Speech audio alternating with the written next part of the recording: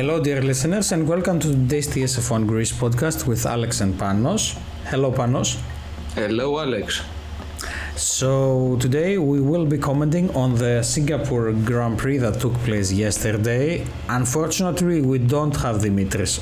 So, the official statement from his side is because he's currently located in an area where he doesn't have a good internet connection. He's not present. I think it's maybe because Mercedes kind of won and lost at the same time yesterday. So, yeah. It's a tricky little so-and-so. But anyway, Panos will start now with a tech article, we would say, or let's say a small introduction regarding some technical changes that took place that also are the reason that we saw such a poor performance from Red Bull this weekend. And then we will continue moving forward as per normal. So he will cover the free practice and qualifying, and then we will be moving towards the race. So Panos, you have the honors. Thank you, Alex.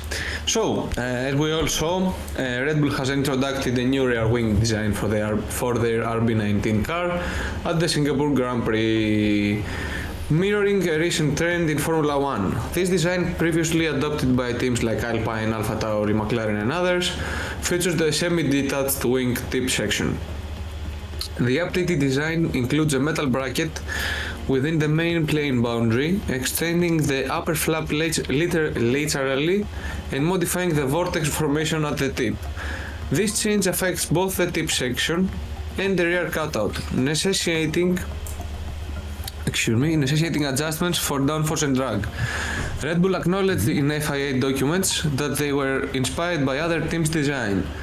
Concurrently, other teams are exploring the connection between the wing's upper tip section and end plate. Alpine and Aston Martin first showcased this at the Monaco Grand Prix, with Mercedes and Ferrari later adopting in.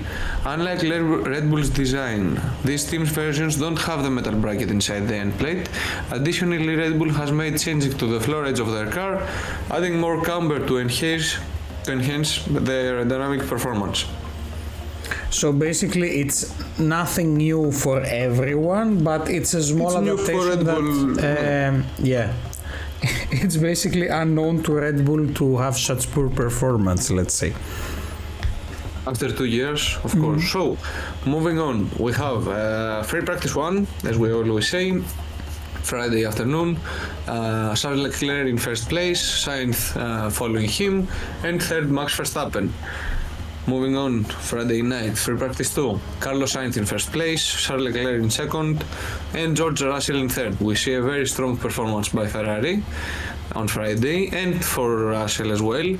Moving on, free practice 3, Saturday afternoon, I think, right before qualifying, we have in first Carlos Sainz, second George Russell, and in third Lando Norris, with Max Verstappen in fourth. So, moving on with qualifying, we have after Q1 out of Q2, in 16th Valtteri Bottas, 17th Oscar Piastri, 18th Logan Sargeant, 19th Zhou Guanyu, and in 20th, the man who binned it on the last turn, Lance Stroll. Moving on with Q2 out of Q3, we have in 11th place, getting kicked out by Liam Lawson. Take notes. Take notes. Who kicked out whom? Exactly. Liam Lawson kicked out Max Verstappen out of Q3. In 11th place, we have Max Verstappen, Red Bull Racing champion. Exactly. 12th place, Pierre Gasly. 13th, Sergio Perez. Okay. Nothing new here. 14th, Alex Albon. And 15th, Yuki Tsunoda, who did not finish. Moving on with our top 10, the poleman for this weekend is Carlos Sainz. Second, we have George Russell. Third, Charles Leclerc. Fourth, Lando Norris. Fifth, Lewis Hamilton. Sixth, Kevin Magnussen. Seventh, Fernando Alonso. Eighth, Esteban Ocon. Ninth, Nico Hülkenberg. And 10th, as I said, it in Greek as well, we have my favorite, my driver of the weekend, Liam Lawson. Great. So, now, moving on to the race. Let's kick things off with the start. Sainz took the lead, trailed by Leclerc and Russell.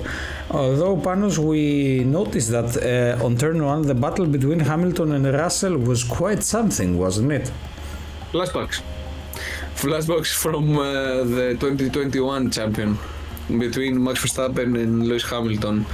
Lewis Hamilton once again cutted the first S corner, briefly getting ahead of Russell, but it didn't last long. And let's not forget about Norris, who unfortunately dropped to 5th. Mm-hmm. So, by lap 10, the Ferraris were dominating.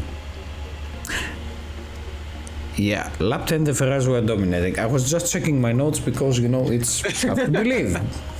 But anyway, so Verstappen, as always, was making his moves, climbing to 10th, while Perez was stuck in 13th. No surprise there. Both Red Bulls, actually, we saw that started on hard tires, which from their starting positions actually made the most sense as a tire option. A quick shout out to Tsunoda, who unfortunately had to retire at 10:14 and brought out. It was the first DNF of the day. Of the race, yes. Of the race, exactly. And it was funny who was the last one. But anyway, moving forward. So Sainz was in control, wasn't he? I'm pretty sure he was, but Leclerc got a straight instruction to drop 5 seconds behind Sainz while having a better pace. And I think it's a strategy play maybe, but yes, playing a strategy with your second driver and telling your first driver to defend for the second driver. I mean, it must be. It's the Ferrari strategy VIP experience. And Russell, well, he was itching to win, communicating with his engineer about pressuring the Ferraris, because why wouldn't he, of course? But again, it's an F1 race in 2023. We have drama on lap 19. Sargeant never turned and crashed, and the safety car was out. Most went to the pits, but Verstappen, Perez, and Bottas had other plans. Okay, of course, it makes sense. So after we had a few laps with safety car, post-safety car, Sainz was leading again, but this time without Leclerc's protection, and Russell was right on his tail. Exactly. And Alonso, what a poor guy. He got a penalty while trying to enter the pits. His car never turned, and he had to rejoin the pit lane line. And meanwhile, we have Hamilton making a bold move like it's 2021 on Verstappen for 4th on lap 27. It's a payback like two years later almost, but it's never too late. So by lap 30 the race was heating up with Sainz, Russell and Norris all in very close proximity up front and making the most out of their potential. Exactly, the middle of the race was intense. Verstappen, despite being in 6th, he was struggling a lot, even comparing his drive to like driving on ice. And then we have on lap 43 again the unfortunate things taking place again. Well, Ocon's car stops and the virtual safety car is out again. Mercedes took this chance, of course, to make a double stack pit stop, this time putting both their cars on mediums, which also made the most sense since they had approximately 19 laps remaining. Alonso also pitted, but it wasn't a smooth sailing for him, was it? Yeah, I mean, the poor guy, he gets a 5-second penalty on the first pit stop and then the second one goes to waste. I mean, a true series of unfortunate events yesterday for the veteran. Exactly. As we approach the final laps, now Russell and Hamilton were on fire. Russell managed to overtake Leclerc for the third by lap 53, and Hamilton wasn't far behind. And Verstappen was also making moves, overtaking both Piastri and Gasly, and by lap 50 the order had shifted significantly. The climax of the race, though, comes as we are approaching the final 4 or 5 laps. We have Russell and Hamilton being a lot faster than Sainz and were closing rapidly, although Sainz was strategically and correctly keeping Norris within his DRS zone, so he can basically use him as a wall to defend the Mercedes, which were definitely faster than him at this point, I think. Norris was defending like a champ, but by lap 58 the top four were so close, just 1.7 seconds apart. The tension was palpable. I mean, I will try to put it nicely, but if you were a Ferrari fan, whether you were on your couch or on your chair, you were at the very edge of it, sitting barely touching with your ass touching it in those final 2 laps, because I mean, it was really amazing seeing that whole train basically being between 1.5 and 2 seconds apart in total from Hamilton to Sainz. And then Russell tried to make a very brave move, among other ones that he made against Norris, but in a late attempt he clipped the barrier and Hamilton basically moved to 3rd, and that was basically it. So that was the end of the race. I think Russell proved once again that you have to be bold, but sometimes it doesn't work out.